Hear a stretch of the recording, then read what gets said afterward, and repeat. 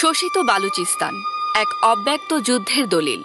দৃষ্টির আড়ালে এক প্রদেশ, পাকিস্তানের দক্ষিণ পশ্চিম কোণে ছড়িয়ে থাকা বিস্তীর্ণ এক ভূমিখণ্ড বালুচিস্তান। আয়তনে বিশাল, কিন্তু উন্নয়নে সবচেয়ে পিছিয়ে। বহির্বিশ্ব যখন পাকিস্তানের ভূ রাজনীতির চালে ব্যস্ত, তখন বালুচিস্তান এক অন্তর্ঘাতমূলক নির্যাতনের ইতিহাস বহন করে চলছে, যা অনেকটাই নিঃশব্দ, অপ্রকাশ্য, কিন্তু মর্মন্তুদ। বালুচিস্তান পাকিস্তানের সবচেয়ে বড় প্রদেশ, কিন্তু সবচেয়ে কম জনবহুল। এটি খনিজ সম্পদে ভরপুর, বিশেষ করে গ্যাস, কয়লা, তামা, সোনা এবং সম্প্রতি আবিষ্কৃত লিথিয়াম সহ নানা মূল্যবান খনিজ। এখানেই অবস্থিত চীনের সঙ্গে যুক্ত গওদর বন্দর, সিপিইসি প্রকল্পের মূল কেন্দ্র। এই ভৌগোলিক ও কৌশলগত গুরুত্বের কারণেই কেন্দ্রীয় পাকিস্তান সরকার এই অঞ্চলকে শক্ত হাতে নিয়ন্ত্রণে রাখতে চায়। বৈষম্য ও দমনপীড়ন সম্পর্কে বালুচদের অভিযোগ রয়েছে। ১. অর্থনৈতিক বঞ্চনা। বালুচিস্তান দেশের প্রাকৃতিক সম্পদের অন্যতম যোগানদাতা হলেও প্রদেশটি সবচেয়ে অবহেলিত। গ্যাস উৎপাদন করেও বহু অঞ্চলে নিজেরাই গ্যাসের সুবিধা পায় না। গওদর বন্দর থেকে রাজস্ব আসে, কিন্তু স্থানীয় মানুষদের চাকরি বা উন্নয়নের সুফল মেলে না। বালুচ রাজনীতিক ও দলগুলোর উপর নজরদারি ও নিপীড়ন চালানো হয়। স্বাধীনতাকামী বা স্বায়ত্তশাসন দাবিকারী নেতাদের দেশদ্রোহী আখ্যা দিয়ে গুম ও বিচার বহির্ভূত হত্যাকাণ্ড চালানো হয়। নির্বাচনের নামে অনেকটা পুতুল রাজনীতি চলে, প্রকৃত প্রতিনিধিত্ব নেই। সেনাবাহিনী ও আধা সামরিক বাহিনী বালুচিস্তানে নিয়মিত অভিযান চালায়। একে বলা হয় কিল অ্যান্ড ডাম্প পলিসি, অর্থাৎ সন্দেহভাজনদের তুলে নিয়ে হত্যা করে মৃতদেহ ফেলে রাখা। বহু শিক্ষার্থী, অ্যাক্টিভিস্ট, সাংবাদিক গুম হয়ে যায়। অনেকেরই আর হদিস মেলে না। বালুচ ভাষা ও সংস্কৃতি প্রান্তিক করে রাখা হয়েছে। জাতীয় পরিচয়ের নামে পাঞ্জাবি আধিপত্য চাপিয়ে দেওয়া হয়েছে। স্থানীয় মিডিয়া দমন করা হয়। আন্তর্জাতিক সাংবাদিকদের প্রবেশ নিষিদ্ধ। আমাদের ভূমি খনিজে পূর্ণ, কিন্তু শিশুরা ক্ষুধার্ত, বলেছিলেন একজন বালুচ অধিকার কর্মী। বালুচিস্তান পাকিস্তানের সবচেয়ে বড় প্রদেশ। বিদ্যুৎ আসে ঘন্টায় একবার। জলবাহিত রোগে মৃত্যু প্রায় নিয়মিত।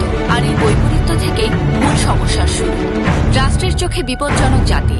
পাকিস্তানের রাষ্ট্রযন্ত্র বালুচদের দেখেছে সন্দেহের চোখে। স্বাধীনতাকামী আন্দোলন গড়ে ওঠার সঙ্গে সঙ্গে শুরু হয়েছে দমন নীতি। ২০০০ সালের পর থেকে গুম একটি নিয়মিত কৌশলে পরিণত হয়েছে। বিশ্ববিদ্যালয় পড়ুয়া ছাত্র থেকে শুরু করে শিক্ষক, কবি, সাংবাদিক তাদের ঘর থেকে তুলে নিয়ে যাওয়া হয়। পরে কখনো মৃতদেহ মেলে, কখনো আর খোঁজ পাওয়া যায় না।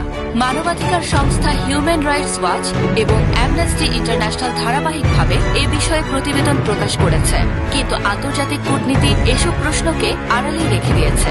চীনের বেল্ট অ্যান্ড রোড ইনিশিয়েটিভের আওতায় গড়ে ওঠা গওদর বন্দরকে বলা হচ্ছে পাকিস্তানের নতুন দুবাই, কিন্তু বাস্তবতা হল এই প্রকল্পে স্থানীয় বালুচরা পরিণত হয়েছে প্রান্তিক জনগোষ্ঠীতে। কারণ বন্দরের নিরাপত্তার জন্য গড়ে তোলা হয়েছে বাঁশের প্রাচীর, যা বালুচদের প্রবেশে বাধা দেয়। স্থানীয় জেলেরা সমুদ্রে যেতে পারে না, তাদের জীবিকা হারিয়ে গেছে। উন্নয়ন এসেছে, কিন্তু তাদের জন্য নয়, চীনা কোম্পানি আর সেনাবাহিনীর জন্য। আমরা ১৯৭১-এর বাংলা, শুধু এখানে কেউ দেখছে না, এভাবে কষ্ট প্রকাশ করেছিলেন এক বালুচ মা যার ছেলে ৬ বছর ধরে নিখোঁজ। এই তুলনাটা এখন শুধু আবেগ নয়, বাস্তবতাও। যেমন পাকিস্তান রাষ্ট্রের অর্থনৈতিক শোষণ দুই ক্ষেত্রেই তীব্রভাবে দেখা যায়। ১৯৭১ সালে বাংলাদেশে, আর এখন বালুচিস্তানে। রাজনৈতিকভাবে উপেক্ষিত ছিল বাংলা, এখন বালুচিস্তানও তাই। সাংস্কৃতিক দমন ও গণগুম দুই সময়ই রাষ্ট্রীয় হাতিয়ার ছিল। শুধু পার্থক্য, ১৯৭১ সালে বাংলাদেশ পেয়েছিল আন্তর্জাতিক সমর্থন ও বিজয়, আর বালুচিস্তান এখনো নিঃসঙ্গ। বালুচ সমাজে এখন প্রতিদিনই মায়েরা সন্তান হারাচ্ছেন, তরুণেরা উধাও হয়ে যাচ্ছেন, কবিরা লিখতে পারছেন না। তবুও কিছু নারী সামনে আসছেন। Baloch missing persons movement, VBMP, কিংবা ছোট ছোট প্রতিবাদ সমাবেশ করছে তারা। বালুচিস্তান যেন একটা বন্ধ দরজার পেছনের গল্প, যেখানে আলো ঢোকে না, সাংবাদিক ঢুকতে পারে না, আর মানবতা হোঁচট খায়। একদিন হয়তো কেউ এই ইতিহাস খুলে বলবে, হয়তো কোনো সাহসী কলম লিখবে, কোনো ক্যামেরা ধারণ করবে এক মায়ের মুখ যিনি ছেলেকে ফিরে চেয়ে কাঁদছেন। ততদিন বালুচিস্তান একটা অদৃশ্য যুদ্ধের নাম, যেটা চোখের সামনে হয়েও চোখে পড়ে না।